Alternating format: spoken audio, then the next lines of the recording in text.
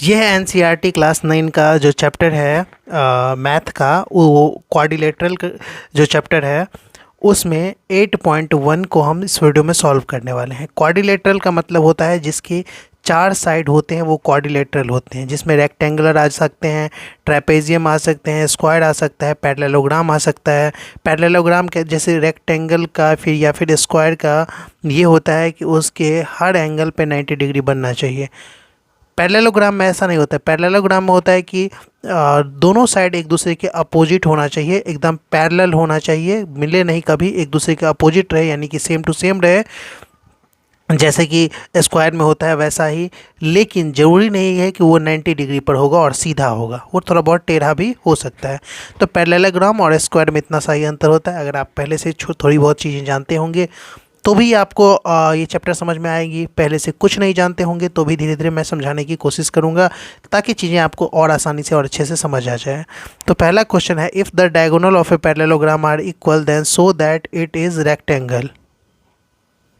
तो इसमें आपको बोल रहा है if the diagonal of a parallelogram, किसी भी पैरेललोग्राम का जो डायगोनल होता है इसे डायगोनल बोलते हैं। ये वाला जो होता है इसे डायगोनल बोलते हैं, जो भी किसी पैरेललोग्राम को 2 पार्ट में डिवाइड कर देता है। और जब ये क्वाड्रिलेटरल होता है इसको ट्रायंगल में 2 ट्रायंगल बना देता है, वही काम करता है डायगोनल।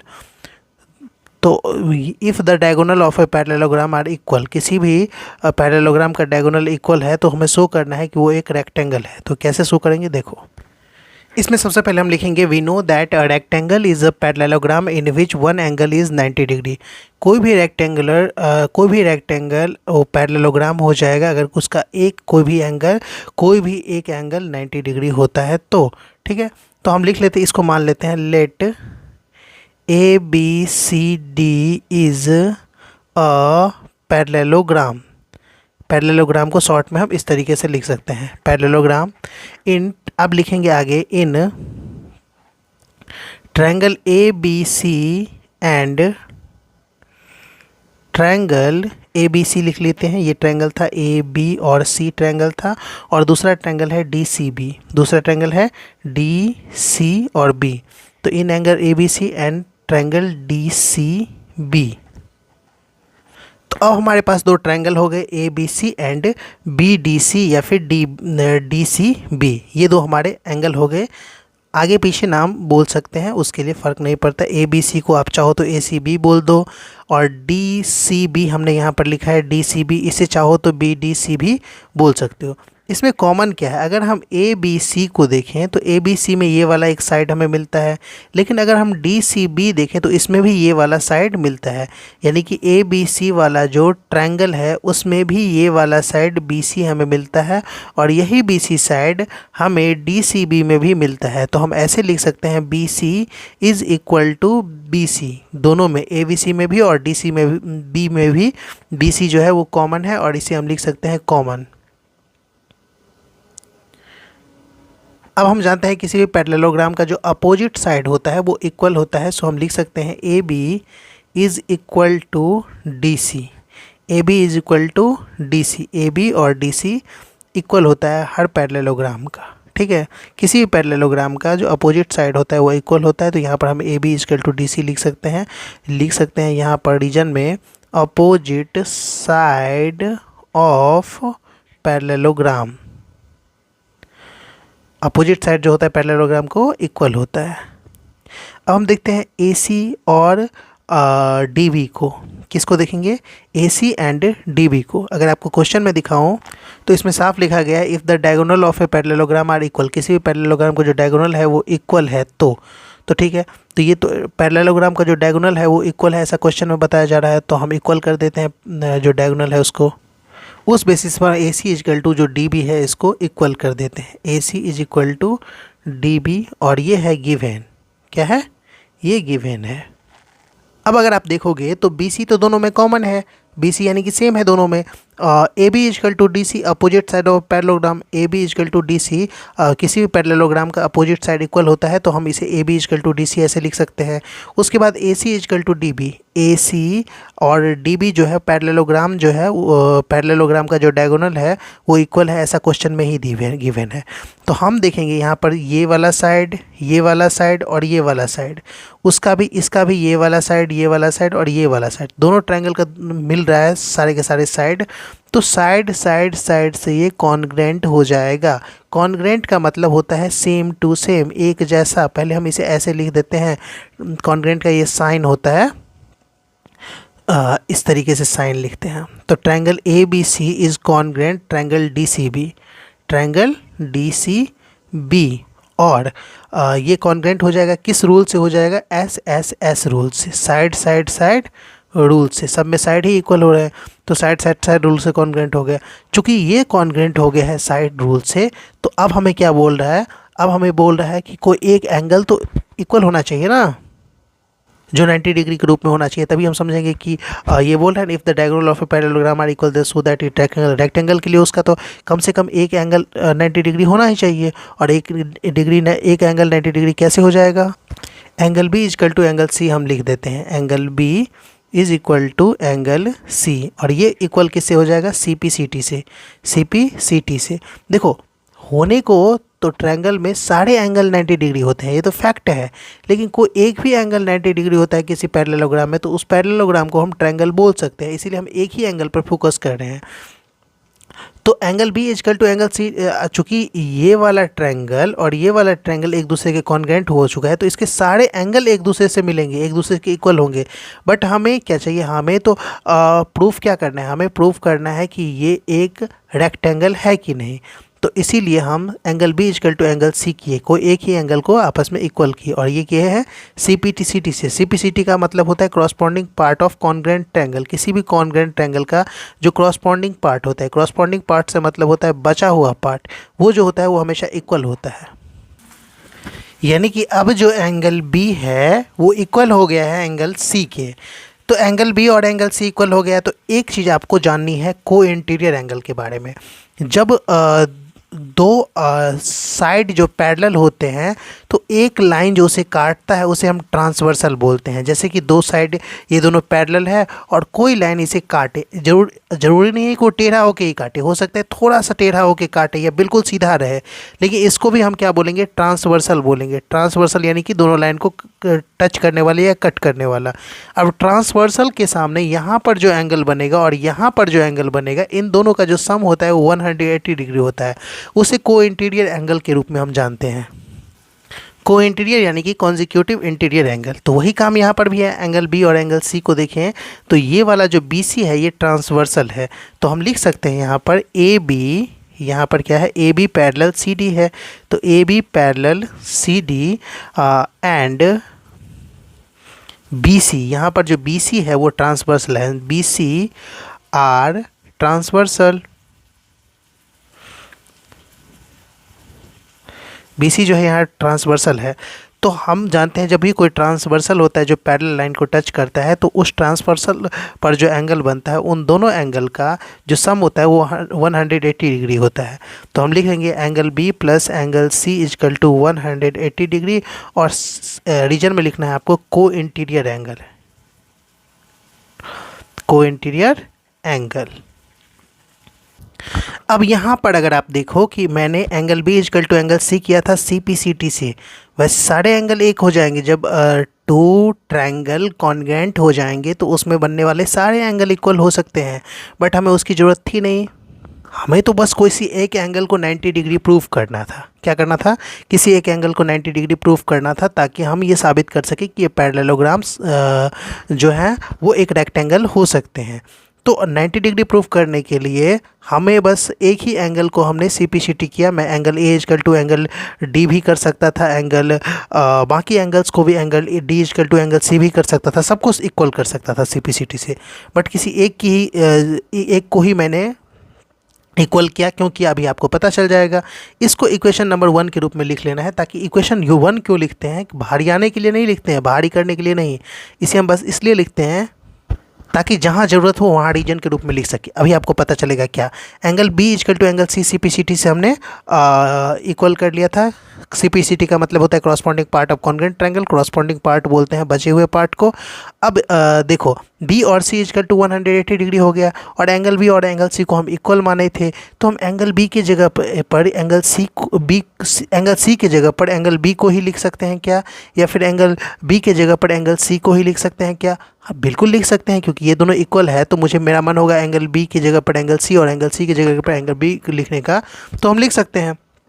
तो मैं देखो ऐसे लिखता हूँ, angle B plus angle B is equal to 180 degree, तो कोई भी उसमें भी कोई दिक्कत नहीं है। मैंने क्यों लिखा, फ्रॉम इक्वेशन 1, यहाँ पर मैं अगर ऐसे लिख दूँ तो अब पता चल जाएगा, क्योंकि इक्वेशन 1 में मैंने ये बताया था कि एंगल बी और एंगल सी इक्वल है। तो हमने एंगल सी की जगह एंगल बी और एंगल सी को ऐड करके 180 बनता है, तो हमने एंगल सी की जगह पर एंगल बी को ही लिख लिया। तो यानी कि 2 angle B is equal to 180 degree आप कर सकते हैं। तो उस बेसिस पर एंगल बी इजकल टू हो जाएगा 180/2, यानी कि 90 degree angle B is equal to निकल गया। अब कोई भी एक एंगल अगर हमारा 90 डिग्री मिल गया, तो ये जो पैरेललोग्राम था अपने पास, ये एक रेक्टेंगल है, ये हम प्रूव कर सकते हैं। सो हम लिख सकते हैं, hence it proved that ABCD is a rectangle. बस हो गया अपना काम।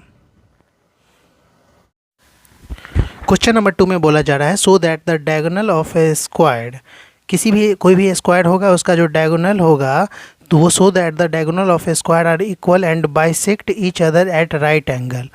वो जो डायगोनल होगा वो इक्वल होगा और वो एक दूसरे को बाइसेक्ट करेगा 90 डिग्री पर, राइट एंगल्स पे बाइसेक्ट करेगा। तो ये हमें शो करना है। तो ये हम कैसे शो करेंगे वो आपको देखना है सबसे पहले। तो क्या करना है, यहाँ पर एक चीज़ मैं आपको फिर से बता दूँ, यहाँ पर स्क्वायर की बात हो रही है और स्क्वायर के अंदर जो डायगोनल है वो क्या करना है, वो हमें इक्वल बताना है। वो इक्वल कैसे होता है वही चीज़ हम बताएंगे। तो आइए, इसीलिए मैंने यहाँ पर रिपीट कर दिया ताकि क्वेश्चन में आप कन्फ्यूज ना हो। सबसे पहले हम कुछ इस तरीके से लिख देंगे, let ABCD is a square. हमें स्क्वायर ही बनाना था, स्क्वायर की जो डायगोनल है उसको इक्वल प्रूफ करना था। तो let ABCD is a square, AC and BD are diagonal. इसमें AC और BD जो है वो डायगोनल है। उसमें आपको क्या बता रहा है कि प्रूफ क्या क्या करना है। सबसे पहले आपको प्रूफ करना है AC इजकल टू BD, यानी कि AC और BD इक्वल है। ये जो डायगोनल है AC और ये डायगोनल है BD, ये इक्वल होना चाहिए। तो पहला प्रूफ हमें क्या करना है, AC इजकल टू BD करना है, ठीक है। सेकंड में क्या प्रूफ करना है, हमें प्रूफ करना है कि ये जो डायगोनल है ये बाइसेक्ट करता है एक दूसरे को 90 डिग्री पर। बाइसेक्ट करने का मतलब ये बीच से काटता है, आधा यहाँ पर कटेगा और आधा में ये वाला जो डायगोनल है BD ये कटेगा, और आधा AC वाला जो डायगोनल है वो कटेगा। तो ये बाइसेक्ट करता है कि नहीं, ये हमें प्रूव करना है। तो इसे प्रूव करने के लिए हमें ये AO इजकल टू OC करना होगा। अगर एक मान के चलिए AO जितना बड़ा है उतना ही बड़ा OC होगा, तो चूँकि हम पहले ही ये साबित कर चुके होंगे कि AC और BD एक जैसा ही है, तो AO जितना बड़ा है उतना ही बड़ा, अगर बाद में हम ये साबित कर देते हैं कि OC है, तो अपने आप ही साबित हो जाएगा कि BO जितना बड़ा है उतना ही बड़ा OD है। तो हम उसमें से किसी एक को ही पहले हम प्रूफ करने के लिए लिख लेते हैं। तो सेकंड में जो हमारा हो जाएगा AO इजकल टू OC, जिसे हमें प्रूफ करना है, इसको हम लिख लेते हैं, ठीक।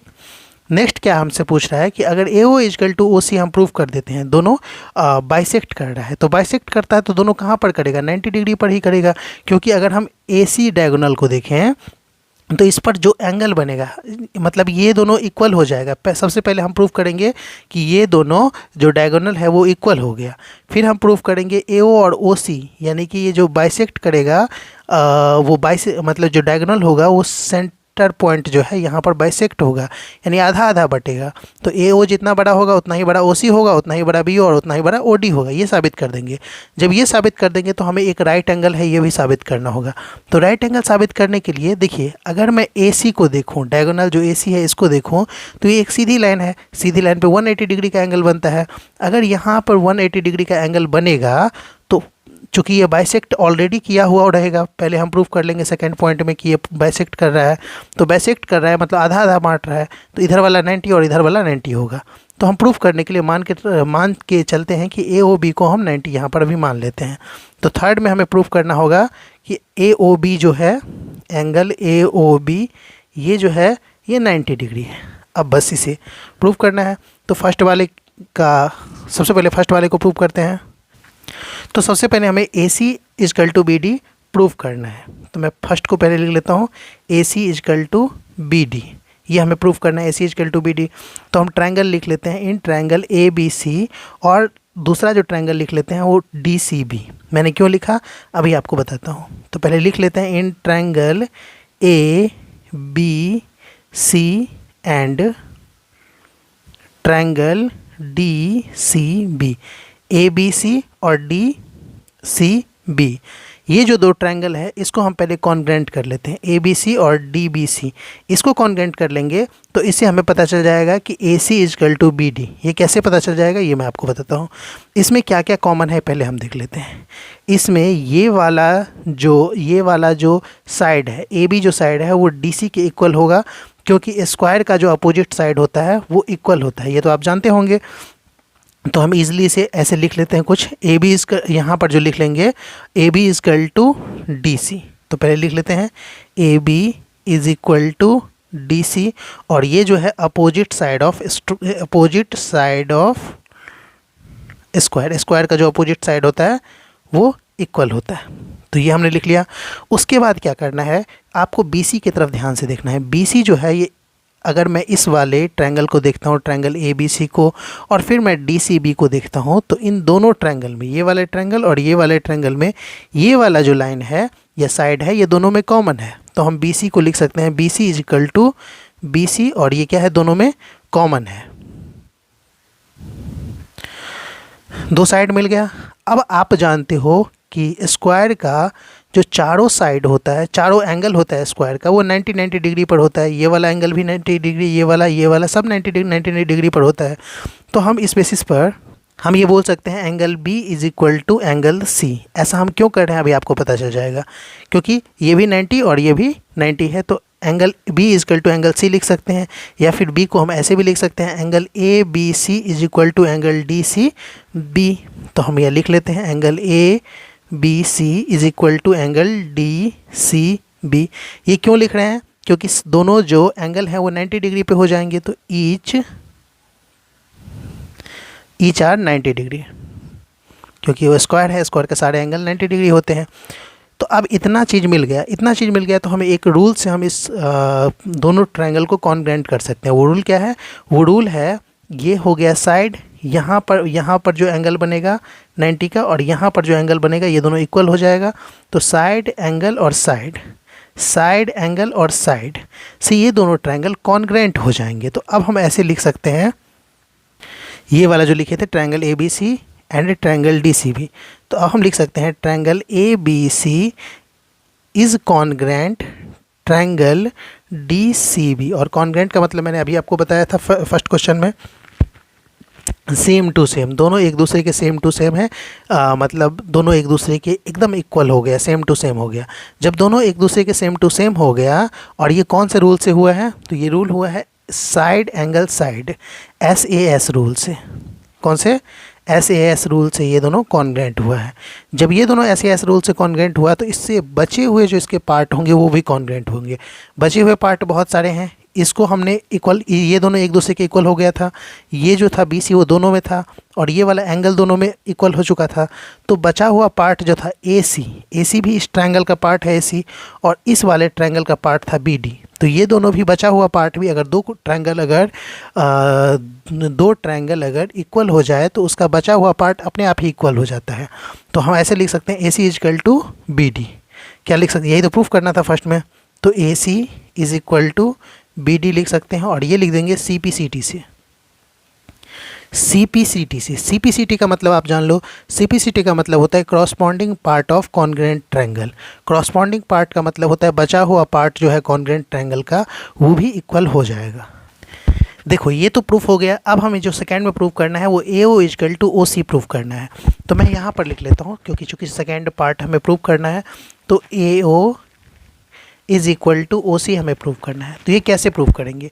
अगर आप देखोगे ए ओ को और फिर ओ सी को देखोगे तो यहाँ पर दो ट्रायंगल आपको मिलेगा।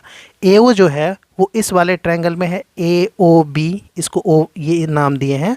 तो ए ओ बी में हमें ए ओ मिल जाएगा एक साइड के रूप में, और अगर हम ओ सी को देखें तो ओ सी एक साइड के रूप में हमें किस में मिल जाएगा? डी ओ सी के में मिल जाएगा, ठीक है। या फिर सी ओ डी, जो भी नाम देना चाहो आप दे सकते हो। तो अब हम इसीलिए लिख देते हैं। अब यहाँ पर हम लिखेंगे in triangle A O B and triangle C O D, triangle C O D. तो ट्रायंगल जो सी ओ डी है ये हमें सिंपल लिख लेना है। अब इसमें क्या क्या हमें इक्वल मिलेगा उस पर गौर करेंगे, क्योंकि तीन चीज़ें अगर इक्वल मिल जाएगी तो किसी न किसी रूल से वो कॉन्ग्रेंट हो जाएगा, और कॉन्ग्रेंट हो जाएगा तो आपको पता है क्रॉसपोंडिंग पार्ट यानी कि बचा हुआ पार्ट को हम इक्वल कर सकते हैं। तो सबसे पहले इस वाले एंगल और इस वाले एंगल को देखेंगे, क्योंकि इन्हीं दोनों ट्रायंगल में हम देख रहे हैं ये वाला एंगल और ये वाला एंगल देखना है। ये दोनों एंगल अपोजिट एंगल हो जाता है और अपोजिट एंगल भी इक्वल होता है। सो हम लिख सकते हैं angle A O B is equal to angle C O D. क्या लिख सकते हैं? Angle A O B is equal to angle C O D. और ये दोनों इक्वल क्यों हो जाएगा? क्योंकि ये वर्टिकली अपोजिट है। क्या है? इसके बारे में मैं होप करता हूँ कि आपको पता होगा, पढ़ा होगा आपने वर्टिकली अपोजिट एंगल के बारे में। तो ये वर्टिकली अपोजिट हो गया, ठीक। अब ये दोनों वर्टिकली अपोजिट हो गया तो एक एंगल तो हमें मिल गया। अब सेकंड एंगल ढूंढना है या फिर सेकंड साइड ढूंढना है जो एक दूसरे के इक्वल हो। तो साइड तो कुछ हमें लॉजिकली नहीं मिल रहा है, तो हम एंगल्स वैसे साइड मिल जाएगा। कैसे मिलेगा? तो आप चाहोगे तो दूसरा तरीके से भी इसे आप सॉल्व कर सकते हो। ये वाला साइड अगर आप देखो और ये वाला साइड देखो तो दोनों में, क्योंकि ये दोनों जो हैं अपोजिट हैं, ये दोनों अपोजिट साइड जो होते हैं किसी भी स्क्वायर के वो इक्वल होते हैं, चाहे ये वाला हो, ये वाला हो, ये वाला हो या ये वाला हो, दोनों एक दूसरे के अपोजिट हैं तो इक्वल हो सकते हैं। इससे भी बना सकते हो तो फिर आपको एंगल मिल जाएगा, और यहाँ पर अपोजिट इंटीरियर एंगल से ये वाला एंगल भी, ये दोनों एंगल एक दूसरे के इक्वल हो जाएगा तो भी काम हो सकता है। लेकिन हम यहाँ पर अगर देखें तो अपोजिट इंटीरियर एंगल क्या होता है? जेड वाला एंगल। ऐसे करके जो भी एंगल बनता है तो ये जेड टाइप में कोई, जेड के शेप में कोई एंगल बनता है ना, तो यहाँ जो एंगल बनेगा और यहाँ जो एंगल बनेगा दोनों अंदर की तरफ, ये भी अंदर की तरफ एंगल बना है और ये भी अंदर की तरफ बना है। तो इंटीरियर अल्टरनेट, ये अल्टरनेट क्यों होगा? क्योंकि बीच में एक लाइन आ गया है। तो अल्टरनेट इंटीरियर एंगल से ये दोनों इक्वल हो जाते हैं।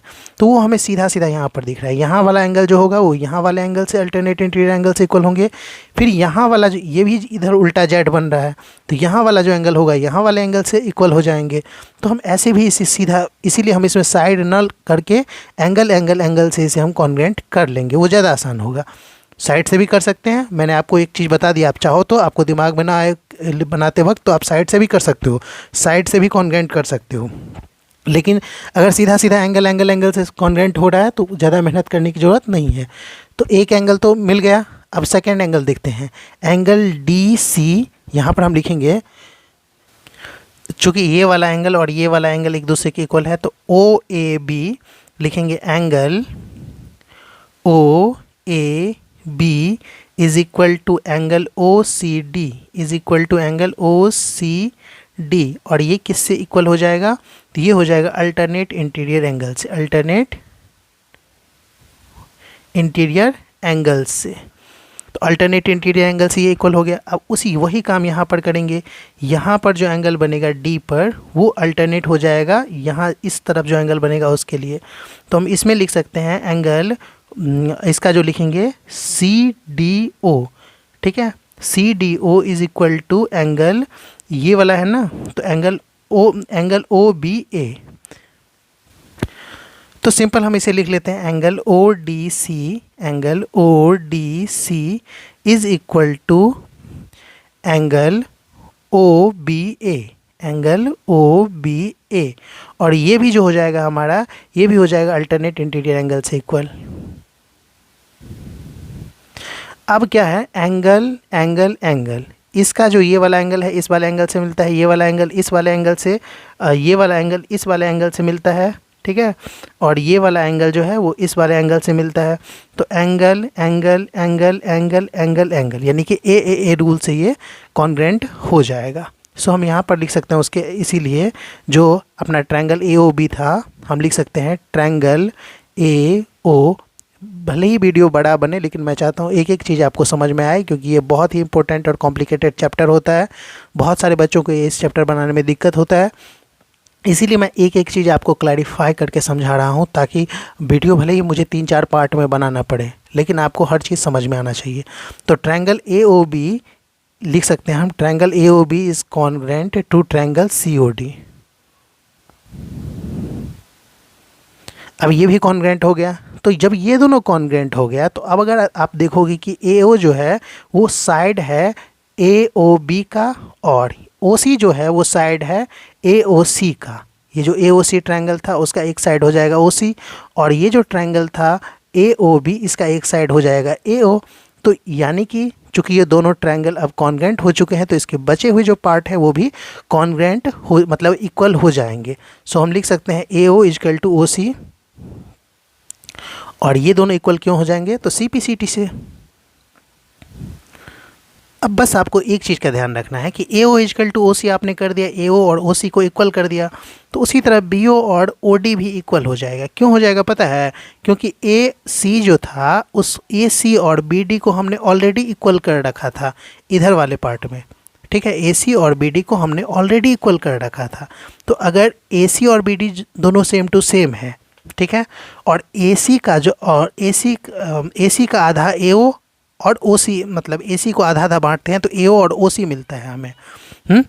चूँकि ये वाला जो पूरा का पूरा साइड है और ये वाला पूरा का पूरा साइड है, जिसे डायगोनल को हम साइड मान रहे हैं अभी, क्योंकि ये ट्रायंगल के लिए, क्योंकि अब ये दोनों ट्रायंगल क्या हो चुका है, ये दोनों ट्रायंगल इक्वल हो चुका है। तो अगर ये वाला साइड इक्वल है तो ये वाला साइड और ये वाला साइड भी इक्वल हो जाएगा, क्योंकि ये सी पी सी टी हो चुका है, ये भी सी पी सी टी से इक्वल हो जाएगा।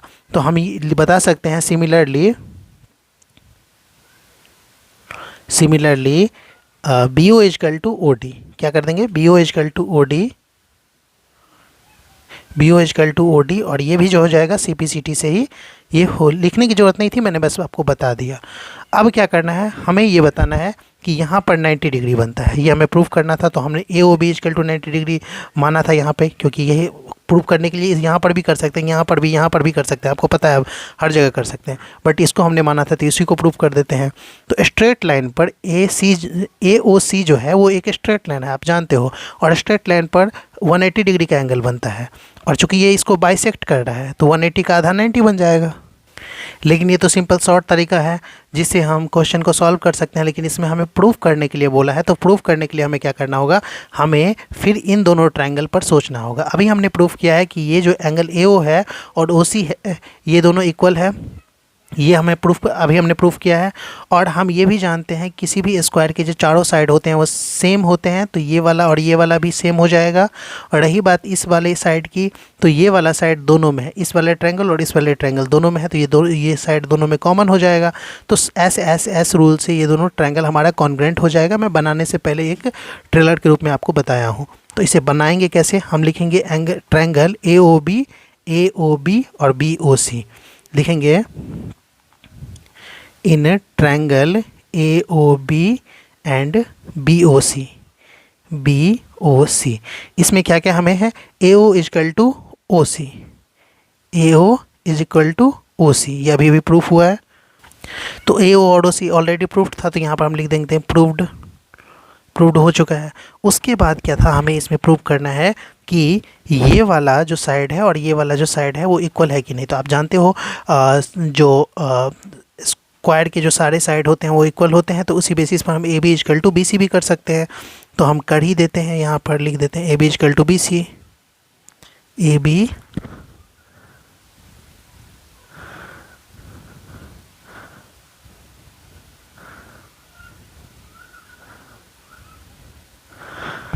Is equal to B C side of square. और हम जानते हैं कि बी ओ जो है वो दोनों में कॉमन है, तो बस वही चीज़ लिख देना है यहाँ पर, B O is equal to B O, यहाँ पर लिखेंगे, पता नहीं दिख रहा है कि नहीं, लिख देंगे B O is equal to B O common,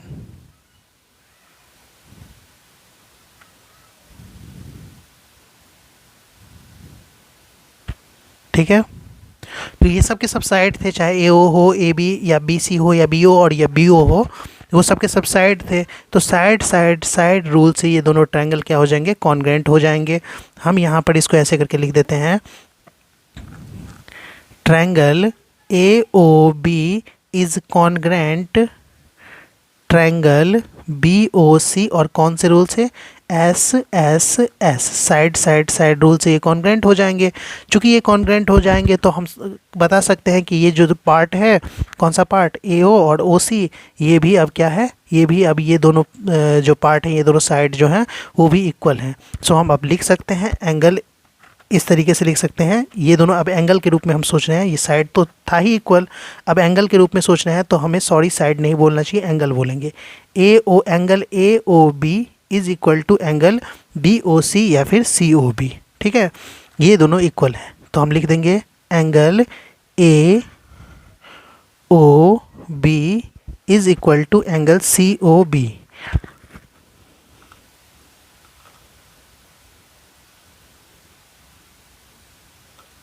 ठीक है, AOB is equal to angle COB। ये दोनों इक्वल क्यों हो जाएंगे, ये दोनों इक्वल हो जाएंगे CPCT से, corresponding part of congruent triangle, ये दोनों इक्वल हो जाएंगे। अब हम जानते हैं कि ये सीधी लाइन पे ये दोनों एंगल अगर इक्वल है तो सीधी लाइन पे लीनियर पेयर बनाएंगे, यानी कि 180 डिग्री बनाएंगे। सो इसे आप ऐसे कर सकते हो,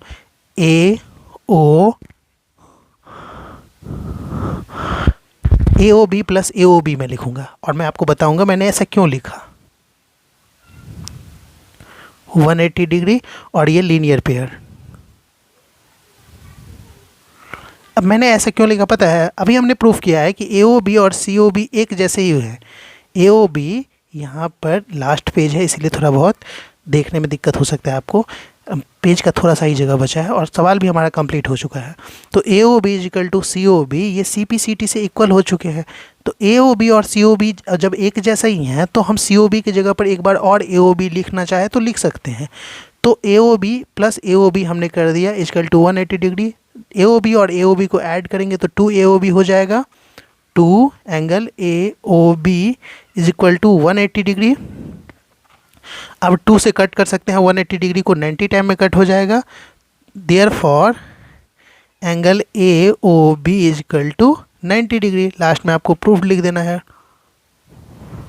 तो ये थर्ड वाला पार्ट था जिसे हमने अभी प्रूफ किया है, तो यहाँ पर लिख देना है अच्छे से सजा के, ताकि टीचर को देखकर अच्छा लगे। तो इस तरीके से आपका क्वेश्चन नंबर 2 कंप्लीट हो गया। इस वीडियो में यहीं तक रहने देते हैं।